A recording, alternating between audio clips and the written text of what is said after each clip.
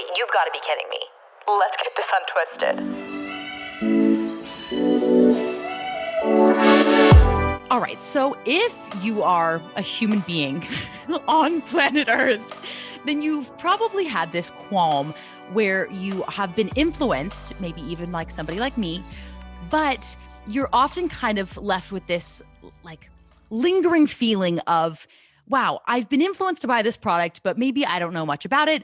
Or maybe I haven't done even my research to know if whatever I'm being influenced to buy is even legitimate. Which brings me to introduce one of my longest subscribers, I would argue. I don't know if that's accurate to say. Would you agree? I think so. Let's say yes. Let's say yeah, why not? But I am so pleased to be speaking with Paige Halas, who is the creator of the podcast and Instagram account Beauty in the Biotech Beast, who is a pop culture fiend, but also a researcher queen. Paige, welcome to the podcast. Thank you. Wow, that was quite the intro. I'm going to have to add that to my Instagram bio. That was great. You don't know if you'll get all the characters to squeeze in. It was sort of honestly, lengthy. Who cares? Who cares? That was awesome. But thank you. I'm excited to be on the pod. We're so happy to have you. Can you give a brief little explanation as to your background, what you do, and really what is our sole purpose of speaking with one another today? Absolutely. So I have a bachelor's degree in biochemistry and a master's degree in biotechnology. And I'm currently pursuing my PhD in cancer biology. So long story short. That's so impressive. Well, thank you. I appreciate that. But yeah, long story short, I really like science. I've liked science since I was a kid. I remember doing elementary school science fair projects that really got me into liking doing experiments, and have had a lot of influence from the people in my family who are in the healthcare and biotech space. So I've always really liked science and pursued a bachelor's degree in science, and realized that to really have the career that I wanted in a research role, it was evident that more education was needed. Is that common, like that you need to get a PhD of sorts? Unfortunately, yes. It's become more of the standard that for research-based roles, you do need an advanced degree. So I thought that a master's would be sufficient for me, just because it was more than a bachelor's degree. I was also changing fields from chemistry to more biology. So I thought that a master's would really, really cut it for me. But in working in industry through internships, I realized that having a PhD was more of a standard and would give me more like of a choice of what career I would actually be able to pursue. So that's kind of what led me to my doctoral studies. So I'm currently a second year student, and my project studies cancer biology for triple negative breast cancer. So it's very impactful research, which I really enjoy. Yeah, so that's my academic background in a nutshell. First of all, so impressed by your background. I think that's absolutely so fascinating. So I guess where our paths are sort of aligning is that you have this beautiful knowledge of research and science, and just all of the power to you. I did my 5th grade science fair on how many licks does it take to get to the center of a lollipop, and that is not a flippin' joke. So that's my science for the day. I'm not even love that so much. Oh my gosh, that's so good. So that's, the path that I'm on now is a little different, you could say. But something I've learned from you and from your platform is you're kind of doing you're doing a fabulous job of breaking down a stigma of maybe what is considered a woman in science, quote unquote, and how you've kind of intertwined that with personal interests in your life. Absolutely. Yeah. So that's a good segue to talk about my platform and my podcast. So I started my Instagram account for Beauty in the Biotech Beast about a year ago. But before that, it existed as a blog that probably no one read. And on that blog, I just really shared what my experiences were being a woman in science, having exposure to industry, which was very unique in an undergraduate education level. Sure. So I really wanted to share that with people. So I wrote it up as a blog that, like I said, nobody read. But once the pandemic hit, I had more free time on my hands and decided to turn that blog into an Instagram platform. And when I did that, I realized that there were so many other women just like me who were scientists in a bunch of different fields who were more than just scientists. Right. So they had interests outside of the lab. And that's really what I wanted to highlight on my platform, because we really think of scientists as, you know, these nerdy people who like to read papers for fun and textbooks, which like we do that a lot, but also you can be a scientist who's interested in makeup, interested in fitness, interested in YouTube. I've watched more YouTube in the last year than I probably have in my entire life. And my suggested YouTube videos will be, here's, you know, the top 10 things to do to lose weight. And under it will be, here's your experiment that you ran yesterday and here's how to do it. Right. So my targeted ads range from, you know, Glossier to Thermo Fisher, which is like a supplier of our things that we use in the lab. Right. And what a narrow-minded perspective to think that women could only have one interest, and that's your career path. You know? Yes, absolutely. For sure. Absolutely. So yeah, so that's kind of how I started on the Instagram. And then given the climate of the pandemic, there was a lot of science out there that people just did not understand. And that's really where I saw my, you know, a gap that I could fill, is that I could educate people both from the science side, but also lay people about science and about things that maybe they don't understand, but in a way that's approachable. So that's kind of what caused me to branch out into the podcast platform, where I do essentially 10 to 15 minute short little breakdowns on a particular topic. So I've done things like COVID-19, like vaccinations, like cancer, just to kind of give an audience a better understanding of science, because I think it's important for us to be able to understand it, even if it's not really what calls us. Exactly. And sometimes if you're not familiar with the field, it can feel very overwhelming because you think science, I don't understand, therefore I won't take the time to learn, when really, like you're doing with your platform, such good things of breaking down really important topics into a digestible manner for people like me, center of Lollipop Pro, to understand. Absolutely. Absolutely. And that's really the goal of the platform, is like twofold: to show that women are more than just scientists, right? Women in STEM can be more than just people who do lab work all day, but also that it's important for women in STEM to share what we know with the lay audience. Exactly. And I think something that I've learned from you and that we're going to speak on today is that although your background, at least right now, is in breast cancer research, you can take your vast knowledge and apply it to other aspects, other interests of your life, to be able to understand maybe things like we were mentioning, influencer marketing, influencer media, to be able to understand the products that we're constantly being told to purchase, but maybe haven't taken the time to research, or maybe don't always know is truth or not. So that's what we want to do today on this beautiful collaboration. Essentially, Paige is the queen of research, and we've come up with a few different questions that we think of as stereotypical fitness. I don't want to say conspiracies, but truths, myths, what have you, that you hear commonly mentioned. You maybe see an influencer use it, maybe you see an influencer try it, or it's just in a popular magazine, whatnot. And you might take the time to do your research on it, or maybe you've just heard it to be fact, you're not really sure. But today, we're going to be debunking it. Yeah, we're getting it untwisty, if you will. That was so cute. But that's the objective here. You're right. That is exactly the objective. Yeah. So my academic background is mostly in cancer research, but as a graduate student, as a PhD student, we learn a lot about a niche little topic, and that's Mm, like what we focus our career on. But at the same time, we're researchers as individuals, right. but we don't always think about research on our day-to-day life. So for example, if I Right. watch a YouTube video that tells me that if I drink lemon water in the morning, it'll boost my metabolism, Mhm. I'm not going to necessarily research it, but I'll say, oh, okay, this person does this, therefore it should be okay, right? Like it Right. should work.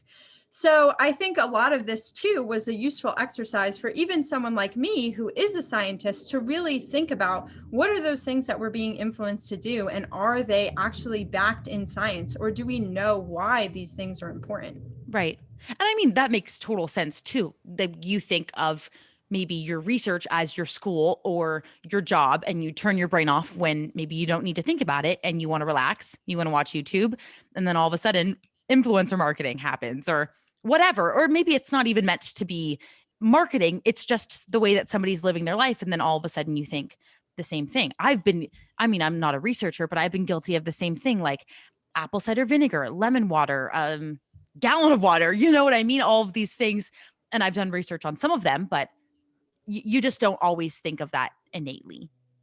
Absolutely. And I think a lot of times when you do think to research it, you're looking in places like Shape Magazine, right? Yeah. Or like, all of those, like women's health, like Mhm. places that are obviously going to influence you to buy these products, but you're not True. necessarily thinking about looking into academic literature. So something that I've really done in thinking about the questions that we're going to talk about today is really dive into the academic literature and really break that down, as I well love as that. provide some suggestions for people who want a more reliable source for where to get information that's easy to digest about some of the things that we'll talk about today.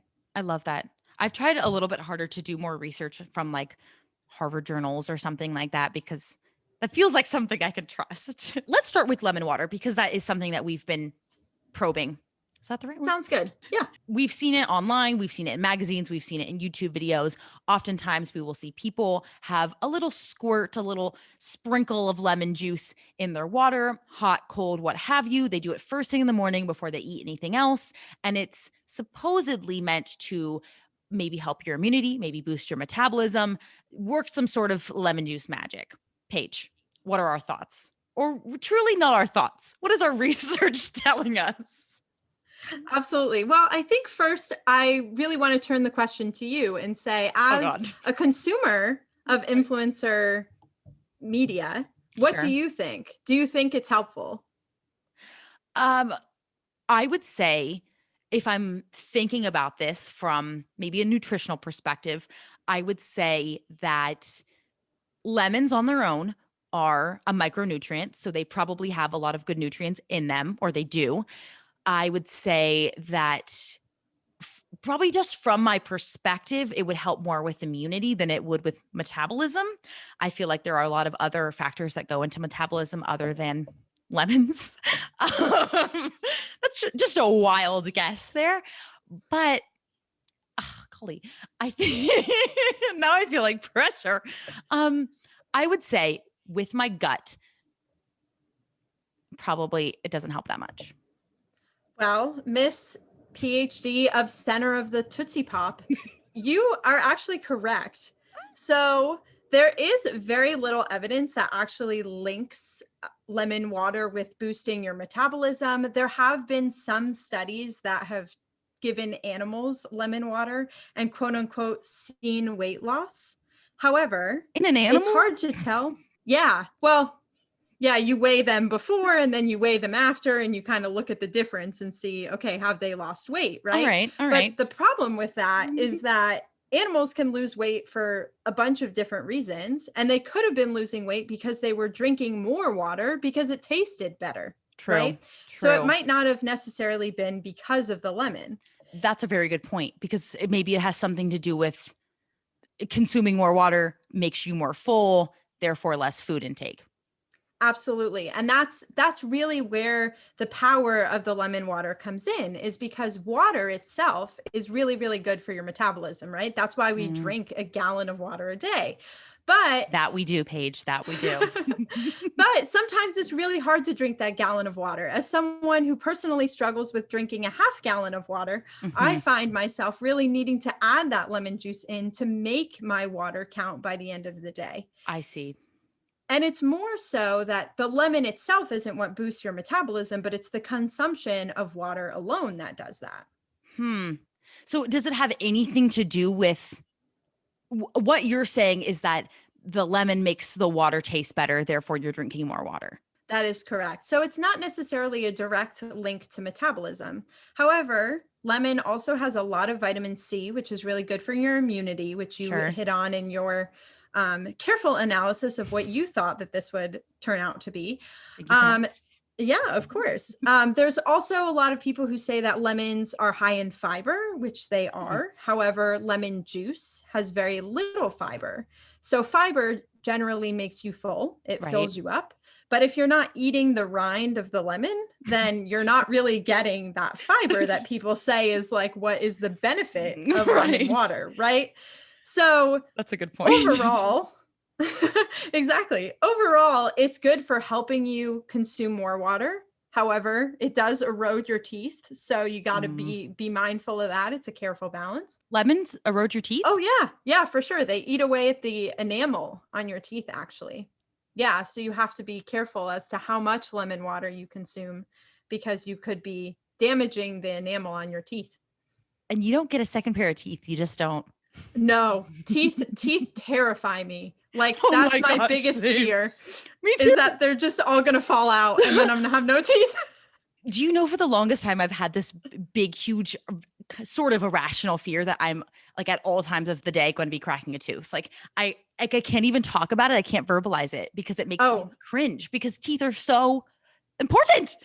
Yes. And I was, I didn't really realize how important teeth were until my boyfriend really broke it down to me. And he was like, if you do not floss your teeth now, you will have dentures when you're old. And I was like, I don't want that. So you catch me flossing twice a day, every day, just because he said that one thing. So if you take anything away from this, take care of your teeth. You get only one set.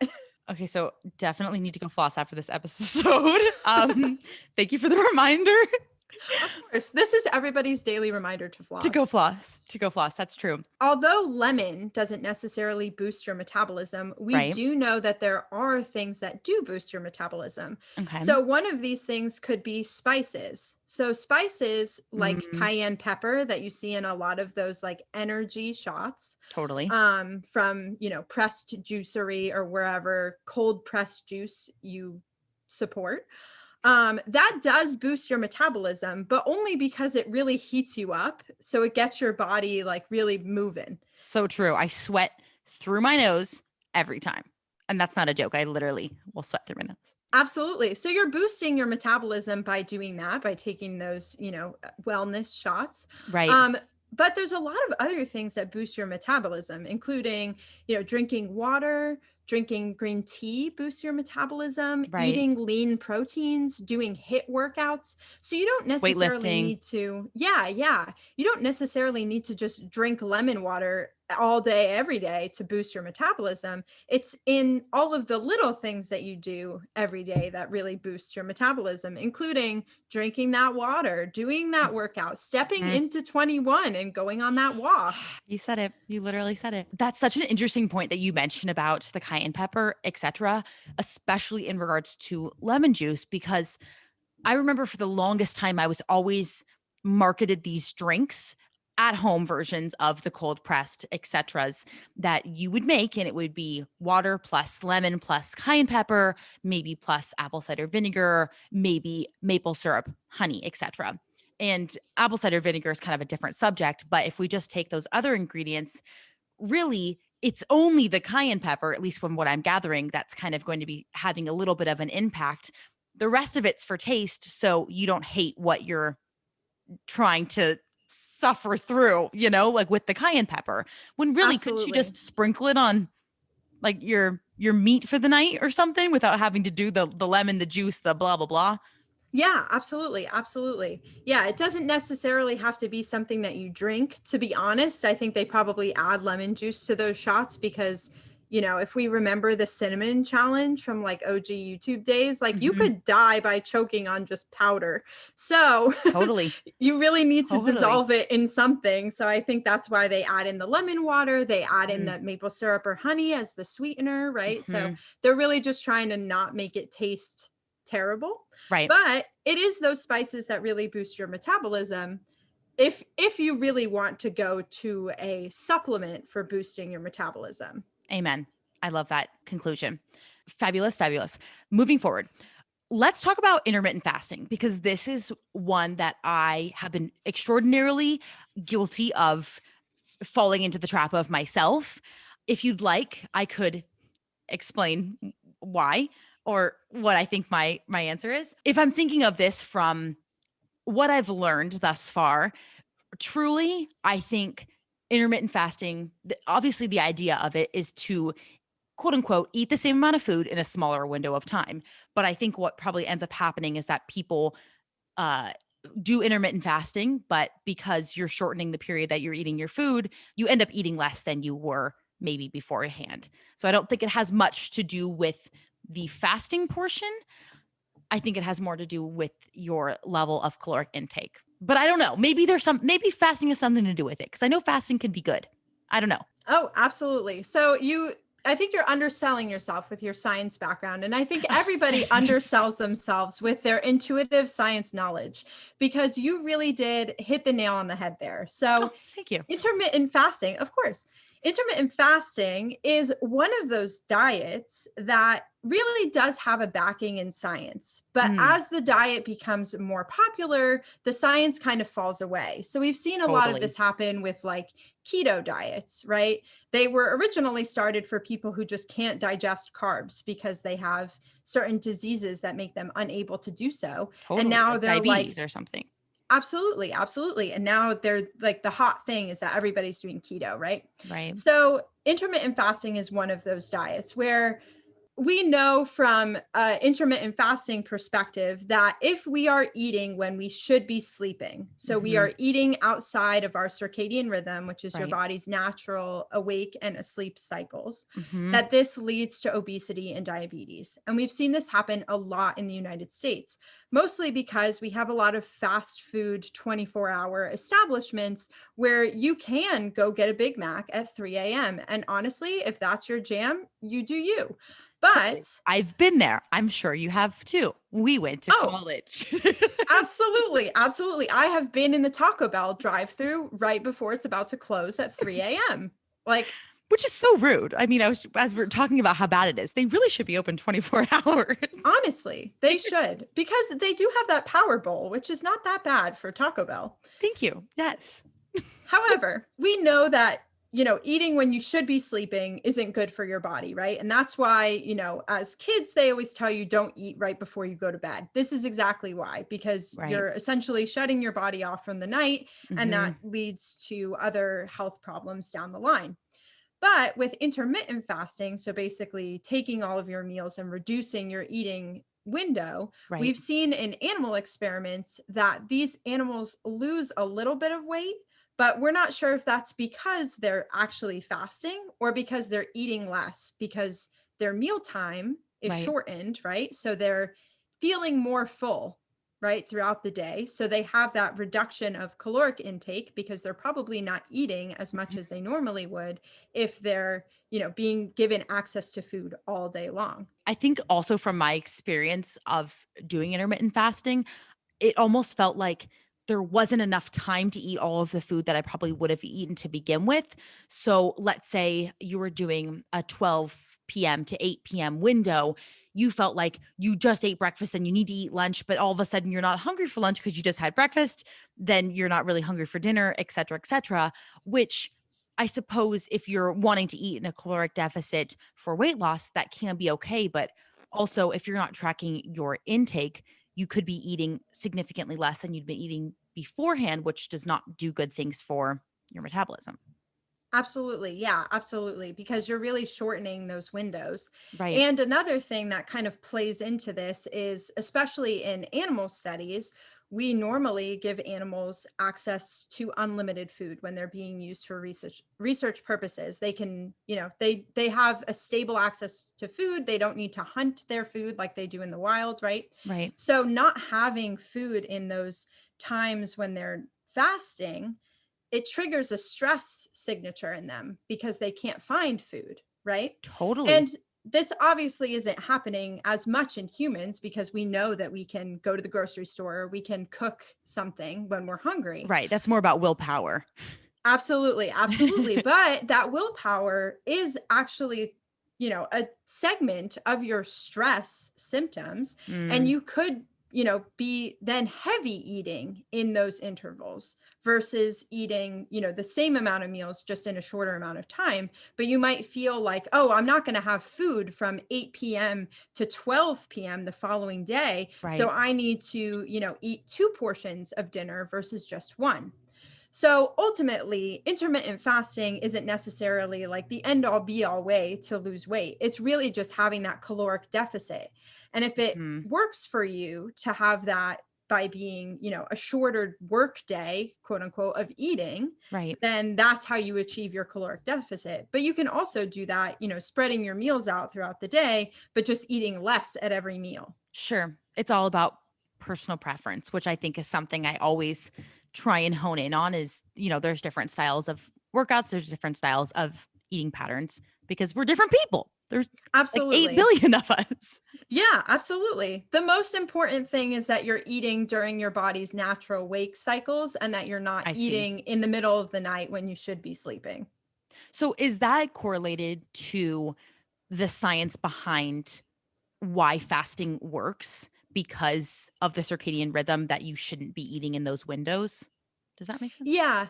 Yes, absolutely. That does make sense. A lot of scientists, especially circadian rhythm, is a hot topic in everyone's field because it plays a really big part of our biology. No matter what we are, who we are, Mm, it just plays a really big role. right. So ultimately, that circadian rhythm is something that you really want to stay consistent. This is why it's really important to get about the same amount of sleep every night, be awake for about the same amount of time during the day. If you're going to Mhm. take a nap around the same time every day. But Sure. this is obviously, it's hard to Idyllic. stick to. Yeah, Yes. absolutely. And every day is different.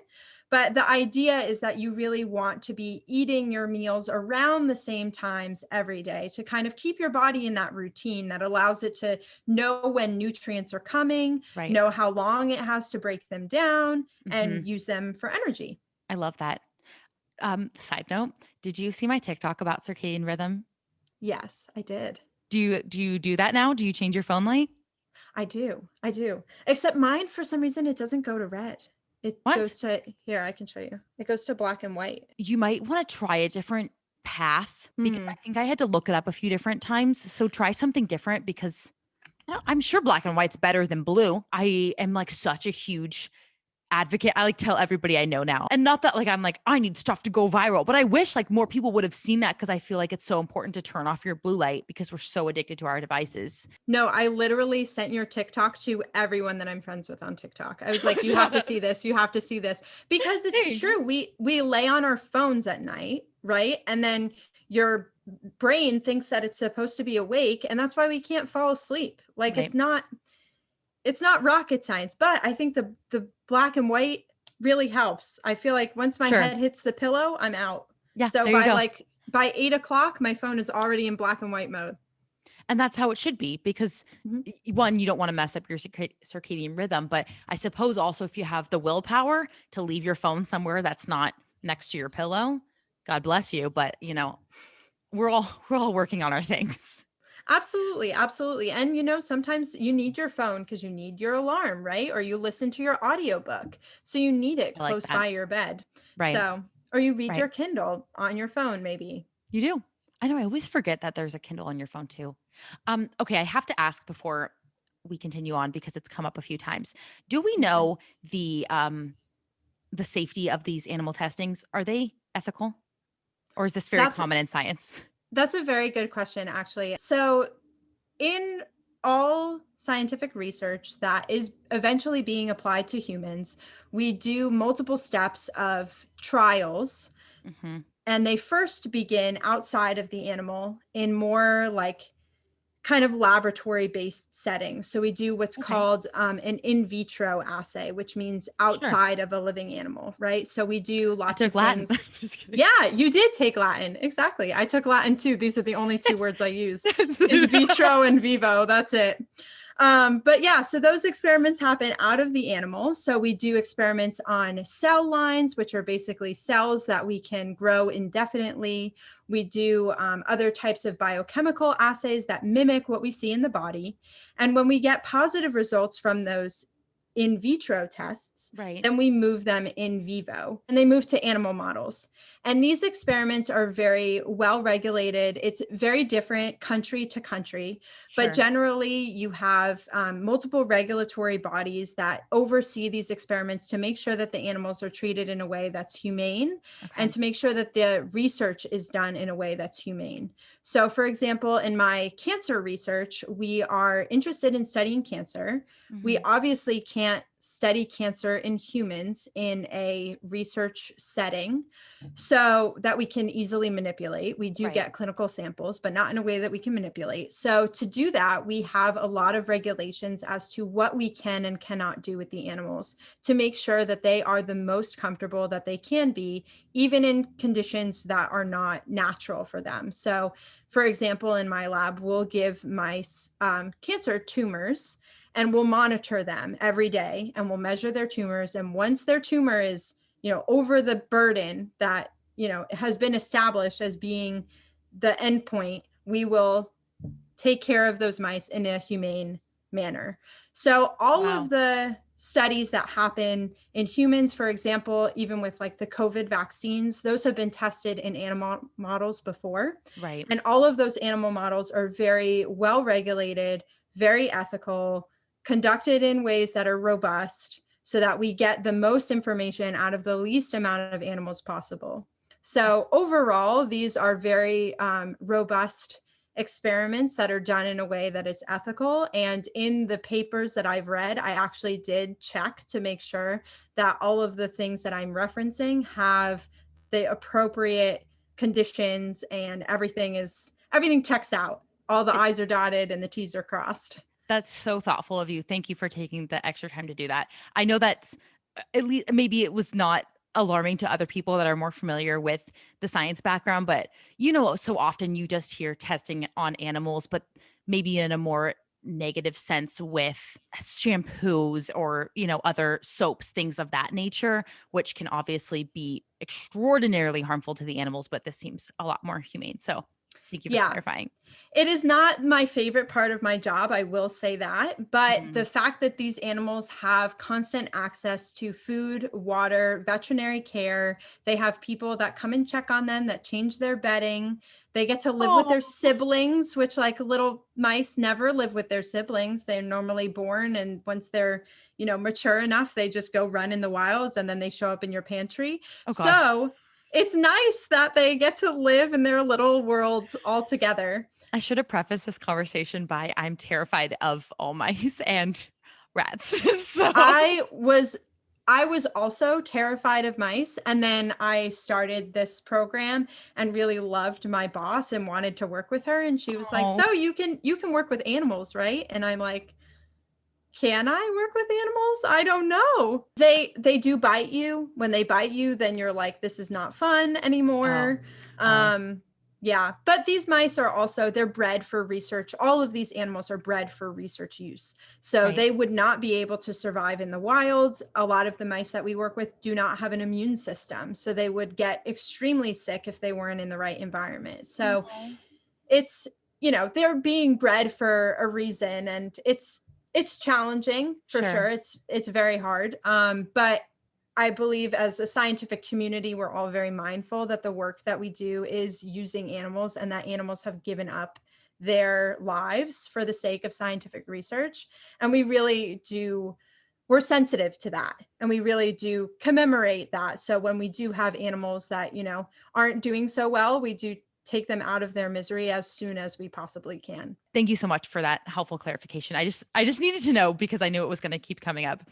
No, that's a really great clarification to make. And I should have said that as well. No, not at all. You're absolutely fine.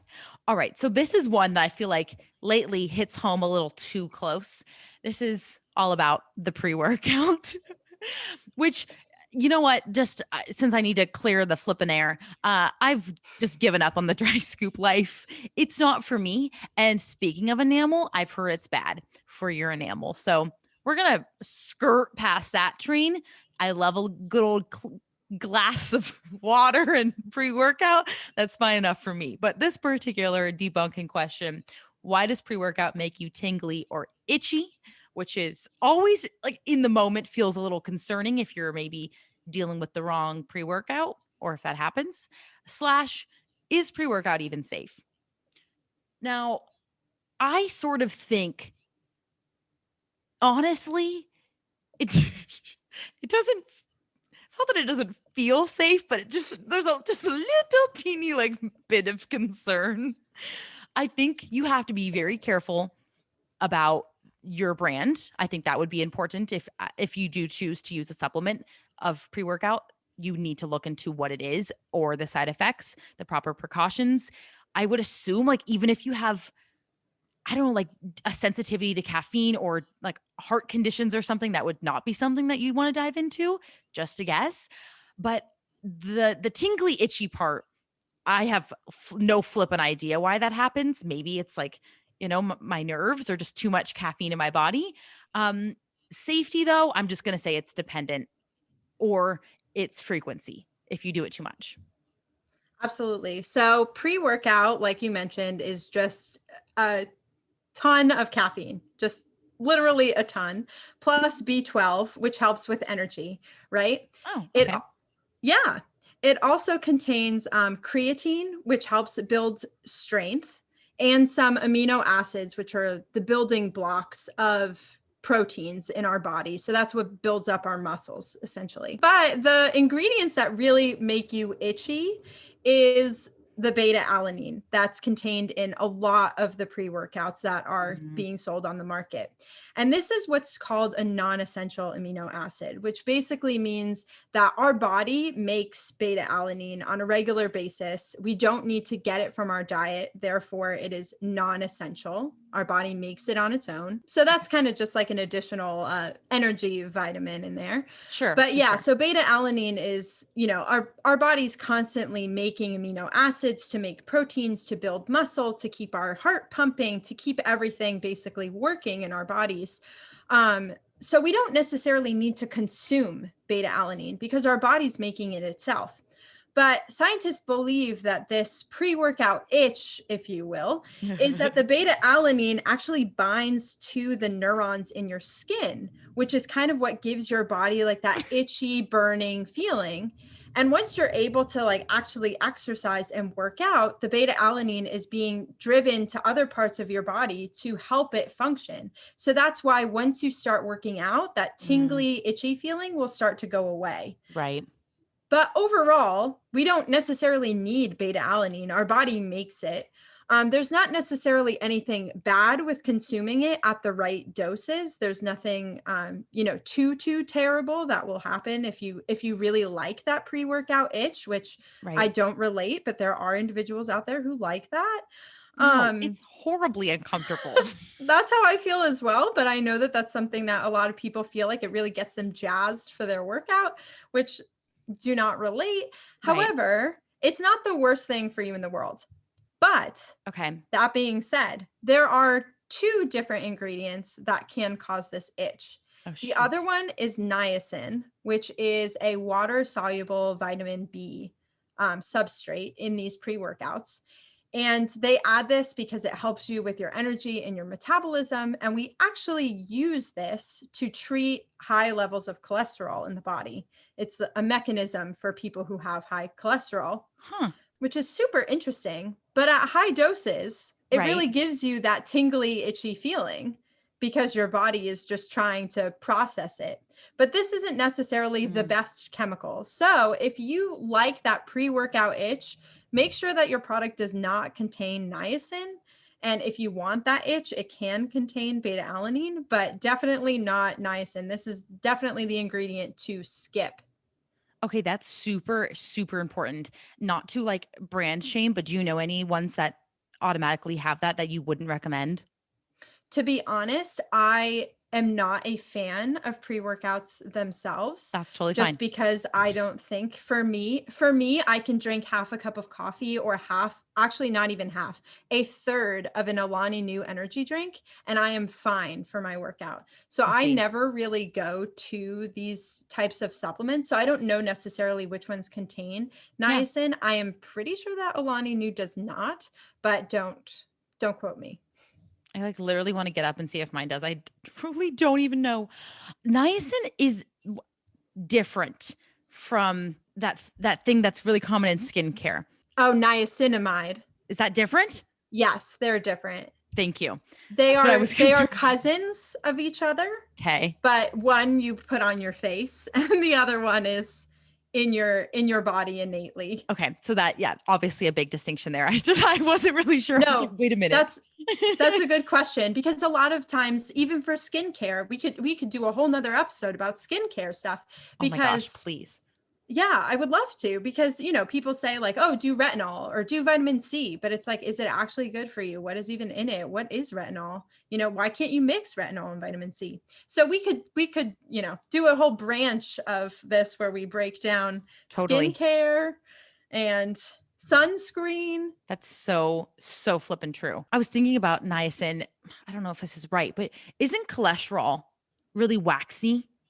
Like, isn't that what Yes. cholesterol is? So does Yes. does niacin essentially try and like break down the waxiness of cholesterol to help people with high cholesterol? So what is it clinging on to if there's no high cholesterol, maybe in somebody like me? Yes, absolutely. Yeah. Yeah. So it's helping to kind of clear things out. So it's not great for you to take if you don't have any medical reason to be taking it. So you should Sure. definitely flip over that label of your pre-workout or finish off the jar that you have. There's no need to just like throw it away right now, but maybe just don't repurchase it again. That's a good way of not being wasteful. I appreciate that. I feel like we have to talk about the dry scoop. What do you mean? What do you mean? Well, is the dry scoop good or not, right? You've gone through the pain of attempting to dry scoop your pre-workout. Right. Are you speaking from a scientific perspective? Is it good for you? Or are you just saying, is it a fun activity? No, I'm saying from a scientific perspective, is a dry scoop actually good, right? Because we see a ton of people do it, right? Because they're like, I want the pre-workout to work faster. So I'm just gonna, eat the powder and swallow the powder. Right. So let me just say, like, first and foremost, owning up to it, it was a full influenced by people around me sort of scenario. It's like peer pressure almost. Like you see people do it, you think, oh, maybe it can't be that hard. It's almost like the flippin' cinnamon challenge is what I was relating it to. It's just like so weird that you're intrigued, I think is where it stemmed from for me. However, as I was hinting at, from the short little research that I've done, I believe it to be bad for your enamel. And also, I don't feel like it makes it easy to digest at all. It feels like just highly unnecessary, if we're being quite honest. And I don't see how it could have a more positive effect. It just feels wrong. Like digesting that Absolutely. much condensed anything without proper liquid to swallow it. Yeah, it just doesn't feel like it makes sense. Yeah, you're absolutely correct. If the manufacturer doesn't recommend that you do it, most of the time, not okay. So yeah, you're right. This is the cinnamon challenge, right? People were getting sick from the cinnamon challenge because all of that clumped Oh, up stuff gets uh-huh. stuck in your windpipes, and that's not good. Uh-huh. But if you do want the pre-workout to work faster, and you are someone who enjoys dry scooping for whatever reason, you can literally take your scoop and just dissolve it in a little bit of water. You don't have to put it in the full 8 ounces, because you don't want to take the time to sit and drink your whole pre-workout before you start your workout.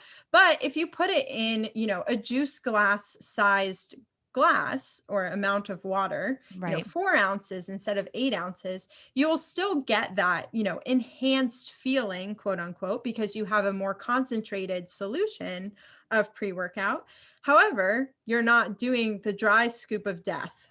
So flippin' true. That's such a good point. And also, does it even work faster, or is it just the amount of time that you're consuming it? So therefore, quote unquote, it would work faster. Like, does that even matter? Yeah, I believe it's more of the fact that you're consuming it quicker than you would if you had to drink an 8-ounce glass of water that Mm, contained your pre-workout. right. Unless obviously, you're really downing that 8-ounce glass of water, like power to you. But True. I Power hour. believe yeah, exactly. Power hour. But that's how it works faster is that you're consuming more of it in a shorter amount of time. So if that's really what you want to achieve, don't Right. necessarily dry scoop it, but just make it more of a concentrated solution. It will probably still be very grainy because it's meant to be dissolved, right? So it's not going to be completely dissolved, but it's not necessarily as time consuming as drinking the whole 8-ounce glass of water with your pre-workout. Exactly. I also know from a instructions perspective, at least on my pre-workout, it also says like make sure you're drinking lots of water while consuming pre-workout, which I don't know if that necessarily has to do with the way it's consumed.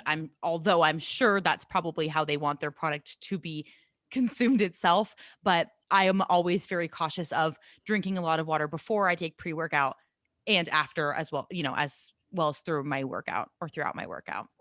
Absolutely. And that's definitely because of the nature of it itself. It's also because it contains a lot of caffeine. Caffeine is Mm, very dehydrating. right. So if you're drinking pre-workout that has 300 milligrams of caffeine, you have to balance that out with water. You can't Gosh. just be, this is why we can't drink coffee all day long, which I would love to do, but Totally. it's not hydrating like water is. Right. Right. I always heard once that like 1 cup of coffee dehydrates you like 2 glasses of water. And I don't know if that's true or not, but it sure seems that way. Yeah, yeah, I totally think I'm not sure if it's like based in scientific fact, but Mm, it makes sense, right? That caffeine does dehydrate you. You would think, 8 ounces of coffee would maybe put you back by 2 times 8 ounces, right? right. So yeah, I could totally see that. Right. Did you have any research on fasted cardio? Fasted cardio is kind of the same thing as like intermittent fasting, where it's like people think that it's good, but it doesn't True. necessarily make a difference as long as you are, burning those calories. Right. The only advantage of, well, not really advantage, but the only downside of fasted cardio is that you could feel nauseous because you haven't eaten anything and you're Totally. expending a lot of energy. But it doesn't necessarily do anything to help you with the weight loss component. Right. That's good enough for me. And I think that makes complete sense. I'd love to talk about though time of day that you work out. I feel like that's a very popular question that I get. Does it matter at what time of day you work out? The long story short is no, it really doesn't matter. As long as you're getting in your workout, it's some people are morning people, some people are night people. The Totally. thing that you need to be mindful of is making sure that your body has the right amount of energy to actually do your workout. So if you are a morning workout person, for some people working on an empty stomach makes you feel really sick, right? Mhm. Because you don't really have anything in your body that's burning off those like fast carbs, right? That give us that first initial boost of energy. So that's why it's sometimes good if you're a morning workout person to, have a little bit of something to eat in the morning before you do your workout, whether it's a banana or an orange or, Right. half of a bar, just a little bit of something to give your body substance because your exercise isn't going to be as efficient if your body is, running on fumes. If you give Right. it something to burn for energy, it does a little bit of a better job.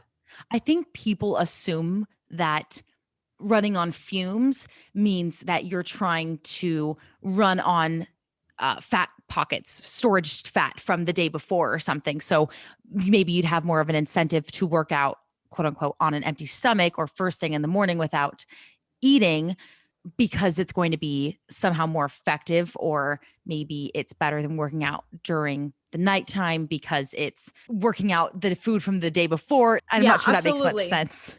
No, that makes sense. And that's like people's conception, right? Is that they can, if they work out first thing in the morning, then they're burning off last night's dinner. But that's not necessarily how the body works, right? Your body has Right. already taken all of your food from the day before and either moved it for energy, moved it for, muscular building. It's already being, redistributed. So if you're doing, if you enjoy doing cardio in the morning on an empty stomach, like do it. Why not?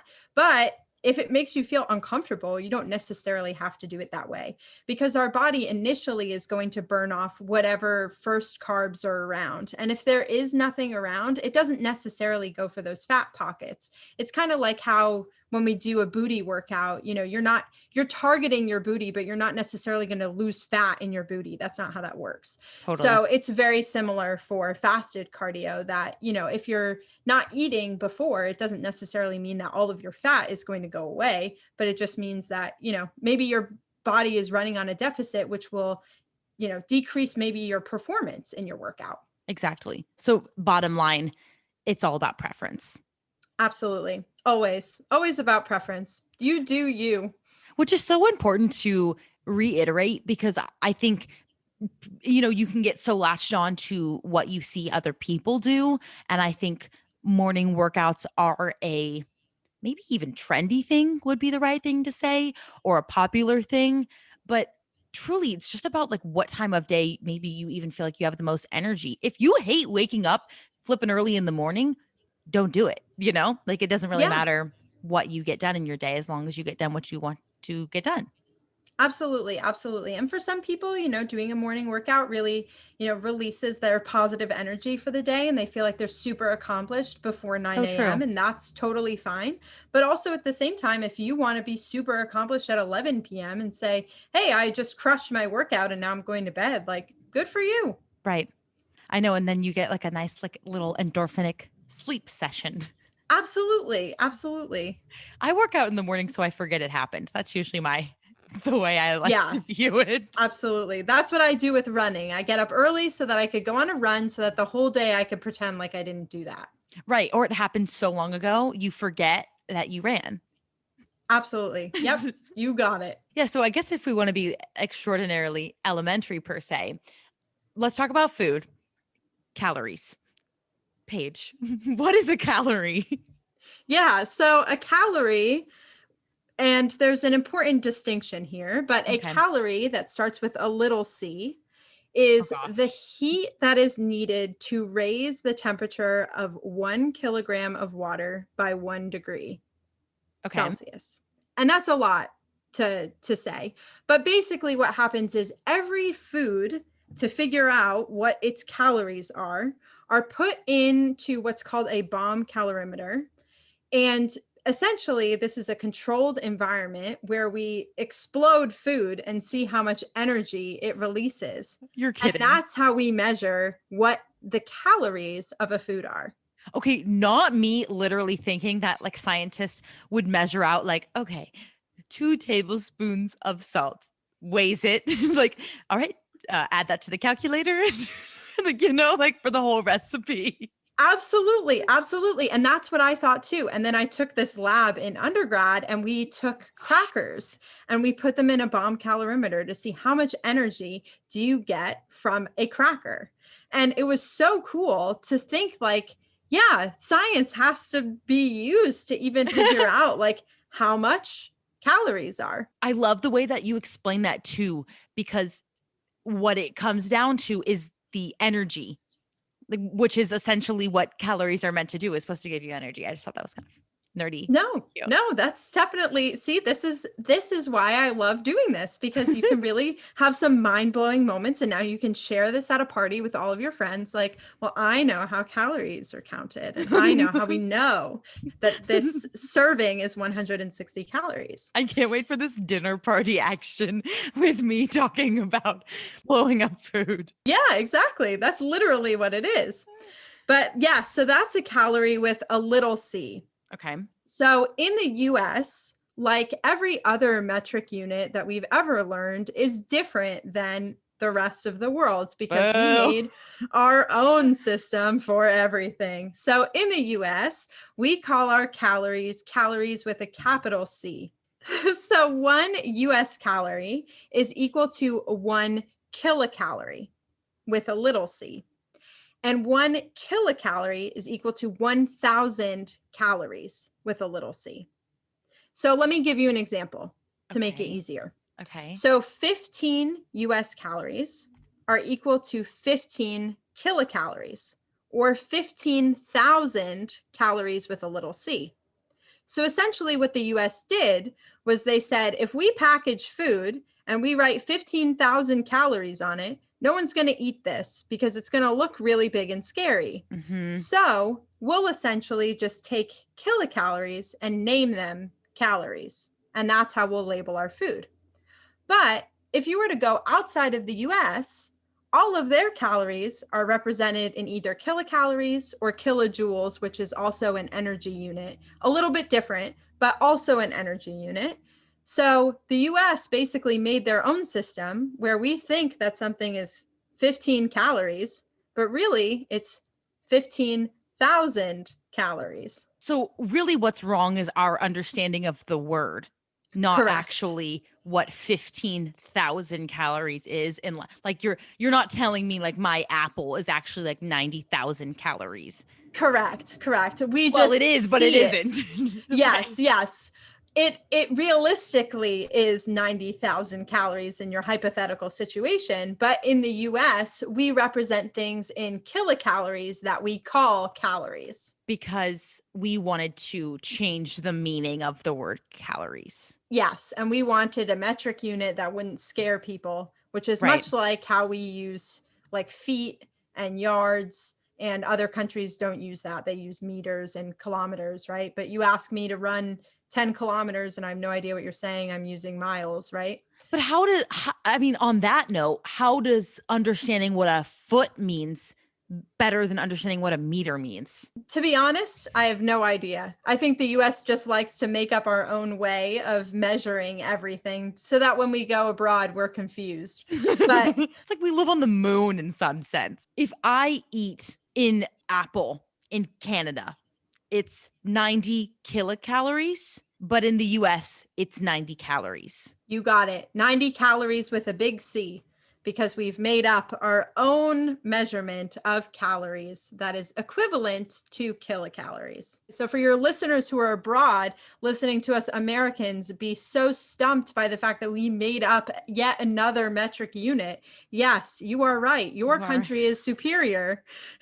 It literally makes no sense, like even like through explaining it, because there's literally nothing different about what you're eating. They just wanted to make something sound simpler. Yep, you got it. Yeah. So I guess it's not all that different.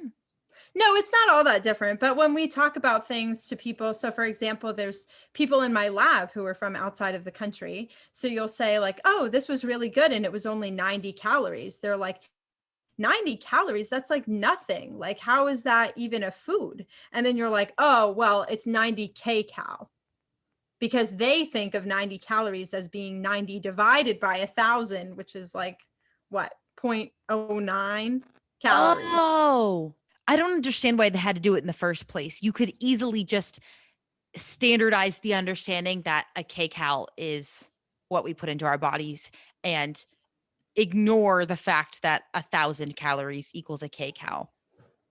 Absolutely.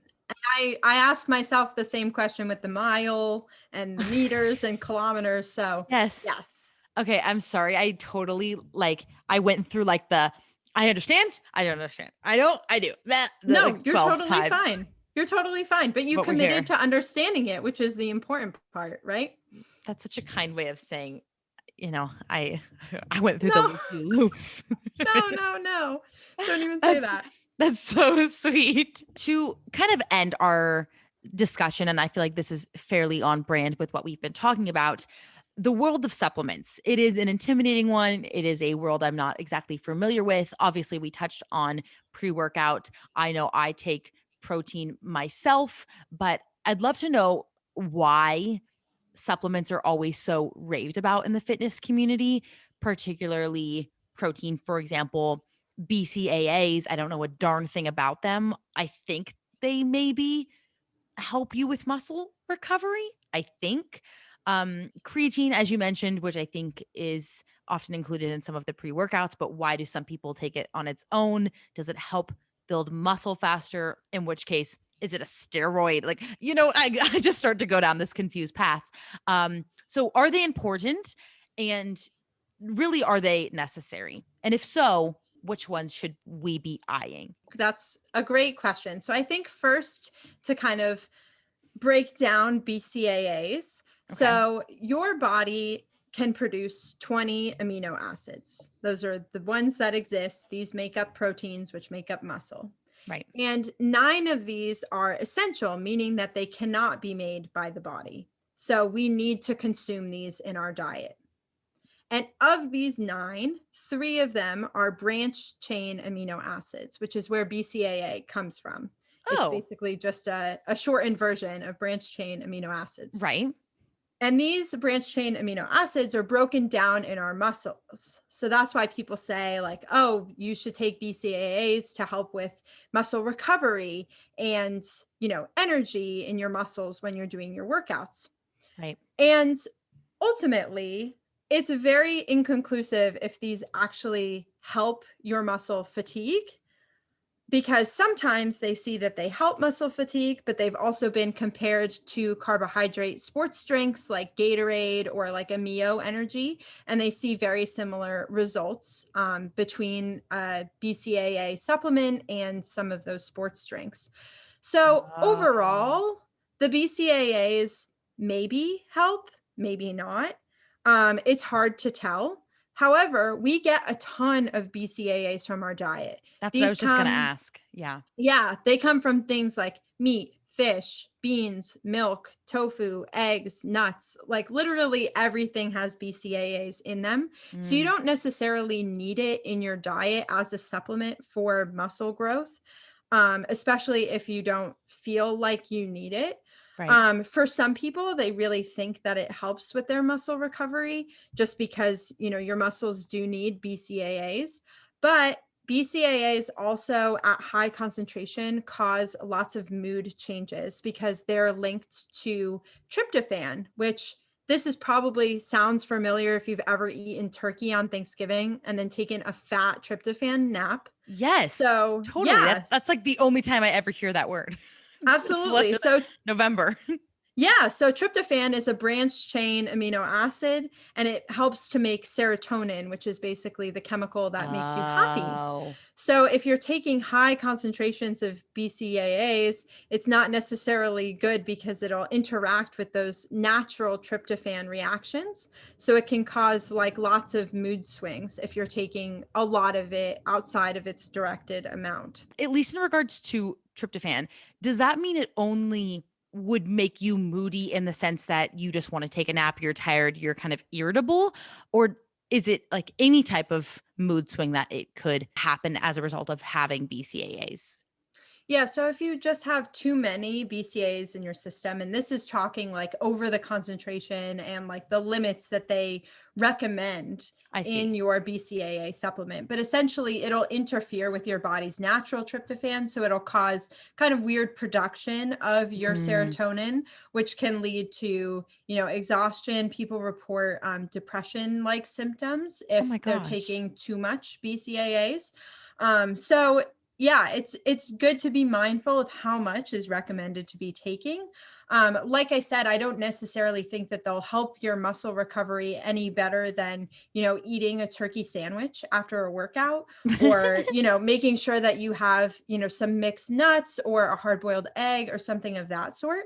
But if you feel like you really do suffer from muscle fatigue and think that BCAAs can help you, it's really important to take it at the recommended dose and make sure that if you're seeing any mood change like symptoms that you kind of eliminate the BCAAs from your diet. Right. I think that's so important to monitor also, because sometimes when you start to feel off, you don't always think, hey, maybe it's what I'm eating, or maybe it's the supplement that I've been trying, but you don't sometimes think to correlate the two. So that's a really good PSA, but also like love the idea of just being able to get these supplements from nature, like from nuts, from eggs, or I guess it's not nature, but you know what I mean? Like from the food that we're putting into our bodies, we can easily integrate it into our diets without having to spend what feels like a ridiculous amount of money on these supplements. I mean, I was just at the store the other day. I saw a little tiny jar of it, $50. Yeah. $50. I wouldn't guess that it's not well produced or it doesn't have, extra really great benefits to it. But personally, that's just a lot for something in such little quantity that, maybe you're taking every single day, even if it's a teeny little scoop. It just feels like, wow, that's a lot to consume. Yeah, absolutely. And the take home message from all of these, as a like a sneak peek, the take home message of all of these supplements is that all of these things we can get through our diet, right? You can Totally. get your caffeine high from your pre-workout from a cup of coffee or a cup of green tea or chai tea. You can get your BCAAs from meats. You can get your protein from, lean beans even, and lean Sure. meats. So you can get all of these things from your diet. You don't necessarily have to go to the store and buy the brand new Alani Nu flavor of everything every time you feel like you need a supplement or you want to commit to your workout regimen. Right. You can just, after you work out, for example, what I do is after I work out, I'll just have like a piece of turkey jerky or a couple pieces of turkey jerky because it's a very lean meat. It's very easy. You just throw the little pack in your gym bag and you have something quick to snack on that that you're replacing those proteins that you just broke down. Right. And sometimes you just want, or you feel like you need something immediately. And that's a really good idea. Just throwing it in the gym bag. Talking a little bit about protein a teeny bit more in depth. I know, at least for somebody like myself, I like to use protein because I don't always feel like I eat enough meat or I get enough protein in my diet without it. Do you think that's a smart decision, or do you think there's other benefits from protein beyond just wanting it or, including it in your diet? That makes total sense. And protein powders and protein shakes, they all contain those amino acids that make up proteins that help our muscles. And overall, we know scientifically that protein is very beneficial in muscle growth and recovery. And it's important for you to have a well-balanced diet where you are getting protein. But like you said, there's a lot of individuals who don't feel like they're consuming a lot of protein. For me, as an example, I don't really like cooking meat. I will only really eat chicken or turkey because once I cook it, I can't eat it. Like I just have a extreme distaste for it. So protein shakes and things like that are really good supplements for me because I feel like they're actually filling out my diet and giving me more of that protein. Sure. But that being said, if drinking a chalky drink or eating a chalky protein bar is not your jam, you can leave the gym. You can have a hard-boiled egg. You can have some meat. You can have some salmon. You can have beans. So there's a lot of other ways to get in those protein-dense nutrients that don't necessarily have to be a shake. But that being said, if you like the shakes or you like the bars that maybe don't taste like chalk, because if you do, I'm concerned for you, then you can consume those. Right. You're making me so hungry. I feel like I should have had a bigger meal before we started this. Oh no, you're totally fine. Now I'm like, gosh, that sounds so good. I want some meat. I want some beans. I want some eggs. Yeah. I love it. I love it. Before we forget about it, creatine, let's talk about her. What is she like? Really, who is she? And is she needed in our lives? Absolutely. So creatine is absolutely needed in our lives. She is made by our amino acids. So the amino acids that are in our body, they make creatine and they help with energy. And that's why these are suggested for those really hard workouts. So they're, suggested for weightlifters. They're suggested for marathon runners.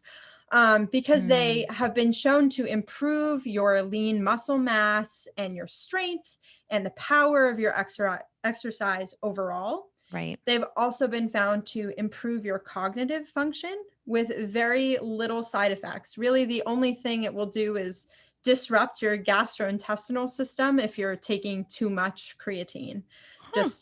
It'll just cause a little bit of discomfort, but nothing too bad. Okay. But we do, like all of the other supplements, the common thread here is that we do get creatine from our diet. We primarily get this through red meat and fish, which for me personally, like I mentioned, not super jazzed about eating red meat, not super jazzed about fish, Right there unless with you. it's in a sushi roll. That's really the only way that you'll get me to eat fish. Mm. So this is a good supplement to take at a recommended dose if you're doing some of those higher energy workouts.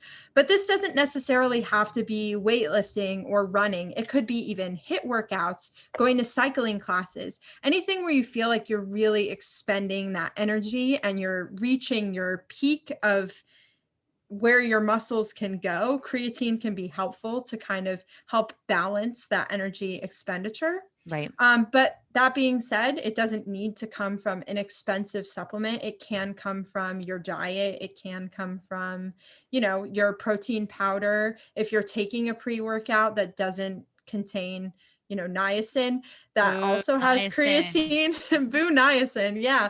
But if it has creatine in it, then, that's another way to double up on your supplements. Totally. I don't know. Before this conversation, I don't think I even understood that, like, let's say BCAAs or creatine are made in the body, or that like these things are just adding to that because of our intensive workouts. I don't know if that is a very, very ignorant thing to say, but I never had that full understanding of that's what's already in our bodies.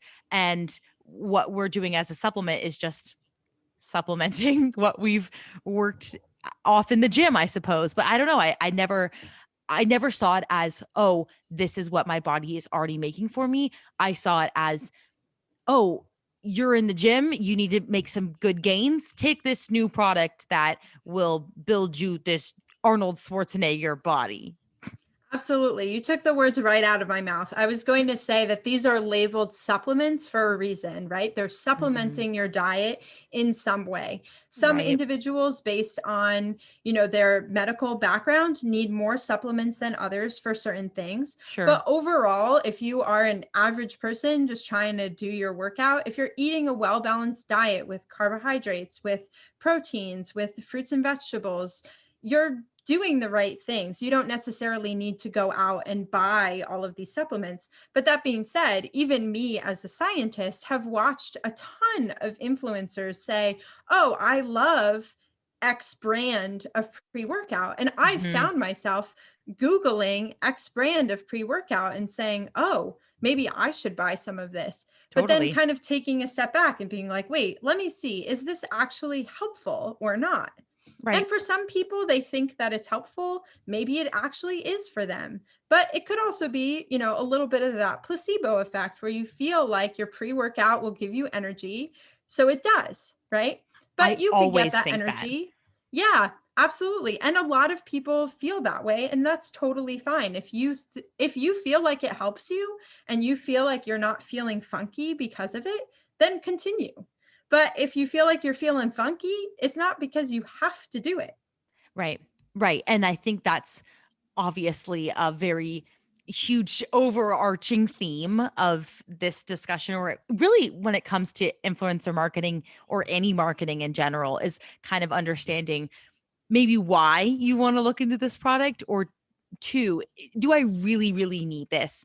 I think you could ask yourself that in any context, but I definitely fall into that trap, especially when it pertains to my body and wanting to feel better, or maybe wanting a body that I see online that I'm hoping to achieve, something along those lines. I get so self-conscious about what I don't have. And then you envy what you see in others. And they're saying, I used X product, it helped me reach my goals. So then, therefore, you want to use X product. But all in all, definitely a supplement, which I think is an important thing to remember, because especially when you're starting on your journey, you don't always have that extra income or a dispensable income when it comes to your fitness journey, especially if you're in high school, you're in college, even when you're an adult, it's just not necessary. And I think that's important to remember. So thank you for being honest and giving the scientific perspective behind things, because sometimes, as we've learned, that's not always explained, and that's not to anybody's fault, but there's just so many good things to learn, often so little time. Um, I would love if you had, I don't know, like some sort of ending moral here. We talked about a lot of really good topics, debunked a lot of things. And I don't know if that's just our own sample size, an inaccurate sample size. If I'm going to be a little put on my scientist hat, maybe we skewed our research by putting up our own implicit bias. I'm just like, boom, boom, verbatim, all of the science words. But do you have like any sort of message that you want to throw in to any of the Twisty Pod listeners as something to just remember from a science perspective? Absolutely. I would just like to remind everyone that it doesn't hurt to do a little bit of research before you purchase anything or incorporate anything into your routine, Right. and to make sure that these sources that you're getting information from are reputable. So some of the things that I really like are Healthline. They actually link to scientific studies within their articles, and they're written Perfect. for a very layperson audience, which we love. We love. I I am also lay. love, yes, I am lay. Everyone is lay. I also really love anything from Johns Hopkins Medicine. They have a lot of really great articles, especially in the exercise and fitness space. Obviously, anything that has a big university tied to it, Harvard, Oxford. But really, Healthline, all of these questions, I even had to look up myself. And Healthline was a great resource. They do direct you to some very jargony papers, which you can kind of skim and see. But ultimately, my takeaway message is before you incorporate anything into your routine, you should make sure that you do the appropriate research on it. And if you have questions, feel free to ask a professional, a doctor, a nurse. There are resources out there for people to answer questions like this. Thank you so sincerely much for coming on this podcast. I think you're so fabulous to talk to. And I genuinely felt like I was in the best way possible, like in class, like learning with you, but also much more interesting because it was just such a perfect dialogue. And I was gleaming from side to side trying to debunk all of this with you. So thank you so much for your time. Can you please tell everybody where we can find you and where they can listen to your blog turned podcast turned Instagram? Absolutely. Yes. Well, thank you for having me. This has been really great to kind of talk to everyone and debunk some of the fitness myths. This was kind of a learning experience for both of us. So we got to be the teacher and the student. Of course. But people can find my Instagram page at Beauty and the Biotech Beast.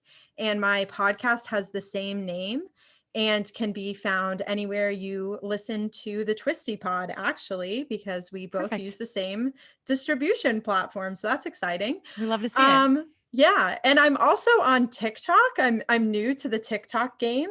And my handle is grad student runs on Dunkin'. And it's basically a Dunkin' Donuts fan account. So if you are a fan of Dunkin' Donuts, I review drinks there. Oh my god! And that's how I influence the community. I can't even express my jealousy. Like my Scorpio ego is coming to play. I wish so badly to be near a Dunkin'. It's okay. It's okay. You've got the grounds though. You're on your way. You know what? I quite literally just emptied the grounds into my last French press this morning. So shedding a quick tear until I visit the store again, which is totally in my near future, but just for the quick moment, we love a Dunkin' ground. I couldn't believe how good it was to smell. Oh my gosh, nothing better. I swear by it. Thank you so much, Paige. I appreciate you. I like turned the conversation back on me. I'm so sorry. That was so No, you're inappropriate. totally fine. Thank you so much. We love you. We appreciate you. You made everything very, very untwisty. And for all the listeners, thank you so much for listening. We hope that you enjoyed. I will also leave maybe a few different articles below that Paige did some awesome research on. So that will be really helpful if you want to look into things a little bit more. And if you have more things that you want us to debunk, or if you want some more info on a skincare episode or something, I would find that fascinating. So let us know. Love you all so much. And we'll talk to you next week. Bye. Cue outro.